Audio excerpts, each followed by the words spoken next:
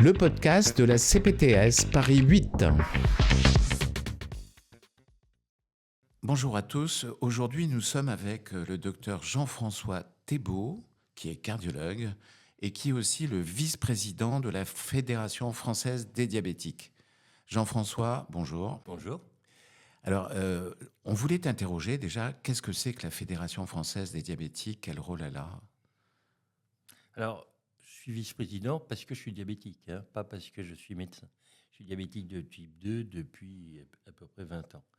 Et j'ai intégré la Fédération française des diabétiques parce que c'est une structure qui fédère les associations de diabète qui sont pratiquement réparties par département. En gros, il y a 90 à 100 associations départementales ou délégations départementales, dont les missions sont les missions sociales, comme on dit, au nombre de 3. La première, c'est informer les patients et former les patients experts dont nous reparlerons tout à l'heure.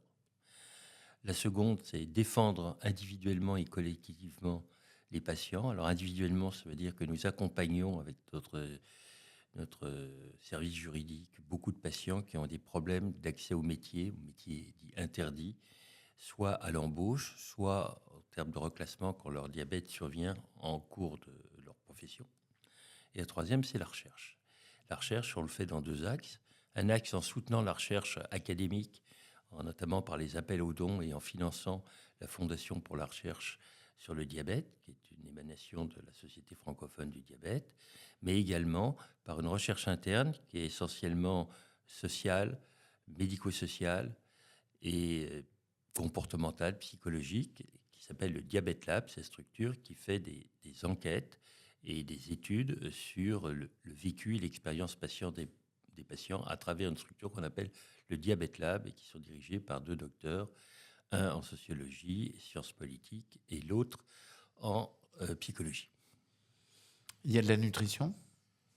Alors la nutrition fait partie de l'accompagnement qu'on peut donner aux patients à travers soit des programmes qui sont diffusés par notre journal ou notre site internet, qui sont des recettes diététiques. Il y a une diététicienne nutritionniste qui travaille avec nous, soit dans le cadre de l'accompagnement des patients, soit dans l'éducation thérapeutique officielle des programmes, soit dans l'accompagnement thérapeutique, notamment les cafés diabète ou les groupes de pairs. Comment conseiller nos diabétiques, par exemple, pour s'affilier à une association près de chez eux où ils s'adressent directement à la fédération? Alors, la fédération a comme adhérents les associations. C'est une fédération d'associations. Donc les adhésions se font directement auprès des associations locales, départementales. En Île-de-France, c'est l'association fédérée des diabétiques d'Île-de-France qui regroupe plusieurs départements d'Île-de-France et qui est présidée par Claude Chaumeil.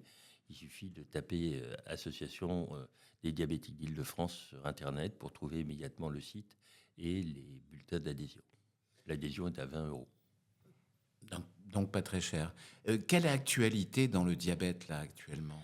Alors, ces dernières années ont été marquées par une très riche actualité, aussi bien au niveau de la recherche que des traitements ou des dispositifs médicaux et même de l'accompagnement numérique. Pour les traitements, il y a une véritable révolution, notamment pour le diabète de type 2, mais je suis convaincu que ça va également concerner à terme le diabète de type 1. Alors, les diabétiques de type 2 sont les plus fréquents. 93% des patients diabétiques en France, 4,5 millions de personnes diabétiques, sont diabétiques de type 2. 6% sont diabétiques de type 1, c'est-à-dire un peu moins de 300 000 personnes. Et le 1% qui reste, c'est des diabètes dits de type rare, soit secondaires à des pathologies, soit, par exemple, le diabète gestationnel. Donc, les actualités thérapeutiques, c'est la mise sur le marché et à disposition en France, alors que ça l'est pratiquement depuis une dizaine d'années dans des pays comme les États-Unis, de 2 nouvelles classes de médicaments extrêmement efficaces, qui sont les SGLT2 ou les agonistes du GLP-1. Ces médicaments sont très originaux et efficaces parce que non seulement ils ont une action, en particulier GLP-1, sur l'équilibre glycémique, mais surtout, ils réduisent les uns et les autres le risque cardiovasculaire, qui est l'un des risques principaux du diabète type 1, type 2 d'ailleurs. Les GLT2 préviennent l'insuffisance cardiaque et l'insuffisance rénale, et les agonistes du GLP-1 réduisent d'environ 20% le risque cardiovasculaire. c'est-à-dire ischémique, infarctus, AVC, par exemple. Ce qui fait que de nombreux cardiologues se sont mis à le prescrire, même en dehors du diabète. Pour ce qui concerne les Voilà. GLT2, il y a des indications également en dehors du diabète, comme l'insuffisance rénale et l'insuffisance cardiaque. Par contre, les agonistes du GLP1 sont réservés aux patients diabétiques ou, plus récemment en France, aux patients obèses. Ce qu'il y a d'absolument formidable dans ces nouveaux médicaments, c'est que depuis des dizaines d'années, il n'avait jamais été apporté aucune preuve de l'efficacité des traitements antidiabétiques pour réduire le risque cardiovasculaire. Et là, ce n'est pas moi qui le dis, c'est la Haute Autorité de Santé. Ces médicaments, et notamment l'un d'entre eux, le dulaglutide, a montré des études qui permettent une réduction de 20% du risque cardiovasculaire ischémique, indépendamment de l'équilibre diabétique. Donc c'est 20% en moins, on va dire, de risque cardiovasculaire. C'est absolument fondamental. C'est énorme. C'est énorme. C'est vraiment une avancée thérapeutique majeure. La deuxième avancée thérapeutique, c'est sur les dispositifs médicaux, avec deux catégories. Le premier qui sont ce qu'on appelle les CGM, les contrôleurs de glycémie en permanence, qui sont des petits appareils qu'on se fixe sur la peau et qui mesurent la glycémie interstitielle de manière permanente en l'adressant via un capteur, soit à son téléphone, soit à un capteur. Ces données étant enregistrées à distance et accessibles par les patients et par les médecins traitants pour suivre les courbes de glycémie. C'est un progrès majeur, ça permet l'équilibre du diabète, notamment pour les personnes qui prennent une insulinothérapie. En outre, ces dispositifs, comme tu peux t'en douter, sont également numériques, puisque c'est des objets connectés numériques qui permettent de recueillir les données. Et nouveauté maintenant, ça permet même d'enrichir pour l'un d'entre eux, le freestyle libre, notre espace santé, puisque il y a des applications qui vont être mises en production et accessibles à tout le monde, des résultats de ces glycémies sur mon espace santé de manière automatique, bien sûr si le patient le veut.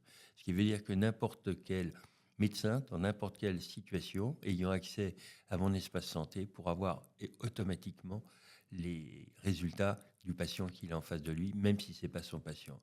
La deuxième innovation majeure, c'est alors plutôt pour les diabétiques de type 1, ce qu'on appelle les boucles semi-fermées, vulgairement appelées le pancréas artificiel, qui sont sur des pompes à insuline, l'injonction d'un système informatique algorithmique de type IA, franchement c'est une petite IA, qui permet de réguler la dose d'insuline et donc la glycémie toute seule au long cours, ce qui diminue considérablement la charge mentale des patients puisqu'ils savent que l'appareil va éviter les hypoglycémies ou injecter plus d'insuline s'il y a une hyperglycémie. Bien entendu, aujourd'hui, ces appareils ne peuvent pas prévoir ce qu'on va faire. Par exemple, une activité physique, un marathon, une course, ou à l'inverse, un bon gueuleton. Et donc ça, c'est encore à la main du patient qui va pouvoir programmer l'appareil comme il le faut. Ça, c'est des innovations absolument formidables. Et du côté de la recherche, il y a beaucoup d'espoir. Et on l'a vu notamment à propos des greffes de cellules d'îlots de Langerhans. Pour le moment, c'est une greffe, ce qui veut dire qu'il faut absolument adjoindre un traitement anti-rejet, ce qui est lourd, difficile, sauf chez les patients qui en ont déjà, comme par exemple les patients greffés du rein, l'insuffisance rénale. La première cause d'insuffisance rénale dialysée ou transplantée, c'est le diabète. Donc ça concerne quand même si ça ne concerne pas beaucoup de patients, 1% des patients diabétiques, ça fait quand même 40 000 patients, 45 000 patients. Et donc ces médicaments, c'est un espoir formidable parce qu'on pourrait peut-être remplacer ou recycler les cellules souches pour qu'elles fabriquent de nouveau de l'insuline. Très bien. Et ça va être plutôt réservé aux patients de type 1 ou aux patients de type 2? C'est d'abord réservé aux patients de type 1, mais il y a des patients de type 2 très évolués ou des diabètes de type 2 très précoces. On voit de plus en plus de diabétiques chez les jeunes, y compris chez les enfants. Aux États-Unis, il y a quelques pourcentages qui représentent des milliers de patients qui ont un diabète très jeune. Et chez eux, l'insulinothérapie va être très précoce. Chez un diabétique de type 2, on dit généralement au bout de 20 ans de diabète, on passe à l'insuline. Mais dans ces cas de figure, ça peut être beaucoup plus précoce et il se trouve appareillé avec des pompes également, de la même manière que le diabétique de type 1. Et pour eux aussi, ça pourrait être un espoir. Et le rôle de la nutrition, du manque, de la sédentarité, compte pour beaucoup sur cette épidémie de diabète ou non? Alors, bien entendu, c'est l'un des facteurs majeurs, un facteur sociétal. On le voit notamment dans les pays en voie de développement comme l'Afrique ou la Chine, où le taux de diabète est à 2 chiffres, 10, plus 15%, du fait de changements de coutumes alimentaires et de mode de vie. En mode occidental, on ne bouge plus. Mais ce qui est important à dire, c'est l'importance du dépistage du diabète. Parce que si on dépiste un diabète ou un prédiabète, alors le prédiabète, c'est quand on a une glycémie supérieure à 1,15 g et inférieure à 1,25 g. Normalement, à jeun, depuis 10 heures, on ne doit pas avoir cette glycémie. Si on a cette glycémie, vérifier et contrôler, ça veut dire qu'on est prédiabétique, ça veut dire que le risque de faire un diabète est très important. Et de même, dans les diabètes débutants, au moment du dépistage, le traitement initial, c'est activité physique, hein, pas forcément un sport, un sport important, mais activité physique, ça dépend, il faut l'adapter. On parle d'activité physique adaptée, c'est adapté aux patients. Moi, par exemple, à plus de 75 ans, je m'astreins à faire entre 6 et 10 000 pas par jour, et c'est largement suffisant. Mais si j'étais plus jeune, il faudrait que j'en fasse beaucoup plus, c'est sûr. Donc, activité physique adaptée et nutrition sont un traitement. C'est un traitement important qui permet, dans la plupart des cas, de corriger un prédiabète et dans 20% des cas, d'éviter qu'un patient diabétique soit mis sous traitement. D'où le rôle fondamental du dépistage le plus précoce possible, parce que ça va permettre, dans le prédiabète, de guérir le prédiabète et dans le diabète, de stabiliser et d'éviter à la fois d'avoir des médicaments et surtout d'avoir les complications. Mais alors, tout le monde est confronté à ça, tous les médecins sont confrontés à ça, la difficulté de faire changer un comportement chez les gens. Donc, tu parlais tout à l'heure de faire des recherches psychologiques, notamment chez les diabétiques, pour pouvoir modifier le comportement. Est-ce que vous avez des pistes? Alors ça, c'est vraiment la partie, comme on dit, la plus irréductible de notre personnalité, le comportement. Et c'est vrai que ça va demander un effort important et qu'il faut le considérer comme un vrai traitement, nécessitant un accompagnement et un accompagnement médicalisé, certes, mais aussi psychologique, nutritionnel, pour changer son comportement. Mais ça passe aussi par un changement d'habitude. Ne plus acheter les mêmes produits dans les supermarchés, éviter les aliments ultra transformés. C'est pas mettre les gens à la diète complète.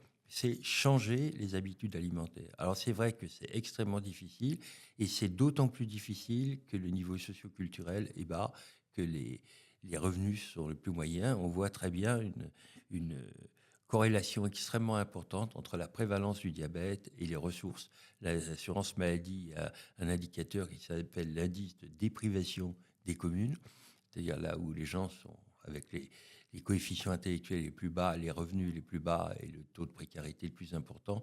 Et là, le diabète, comme l'obésité, comme les maladies cardiovasculaires, comme le cancer, sont beaucoup plus importants du fait notamment de conduite à risque, tabagisme, alcool. Le tabac est un facteur, non pas de risque, mais un facteur déclenchant du diabète. Et là, c'est vrai que dans ces populations-là, il y a un gros effort à faire, mais aussi bien au niveau, je dirais, de l'aménagement du territoire.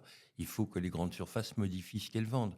Il faut que les maires fassent pour les jeunes des équipements sportifs. Il faut mettre des bancs dans la rue pour que les patients plus âgés puissent sortir et puissent s'arrêter en cours de route. C'est vraiment un sujet de société. Merci beaucoup, Jean-François. Un dernier message pour les diabétiques qui nous écoutent.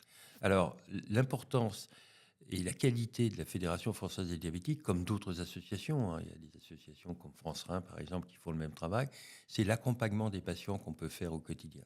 Et pour ça, on a un programme qui maintenant existe depuis une quinzaine d'années, qui s'appelle Élan Solidaire, qui est financé par l'assurance maladie, qui nous permet de former ce qu'on appelle des patients experts, bénévoles, qui sont tous bénévoles, et qui peuvent, eux, par leur action, accompagner les patients. Ces différents d'éducation thérapeutique qui sont des programmes qui malheureusement ne touchent qu'une dizaine ou une quinzaine de pourcents des patients et souvent tardivement, alors que l'accompagnement thérapeutique, comme je le disais au début, par des groupes de parole, par des cafés diabète, par des émissions de télévision en webinaire qu'on fait comme Slow Diabète, permet justement de toucher les patients au quotidien. Et sachez aussi qu'on a des lignes d'écoute qui sont ouvertes à tous, diabétiques ou pas d'ailleurs, ça peut être les accompagnants, les conjoints, et qui est gratuit et ouvert à tous les patients sans être adhérents à la fédération. Et nous répondons à toutes ces questions avec des patients experts qui sont là pour aider, accompagner les patients.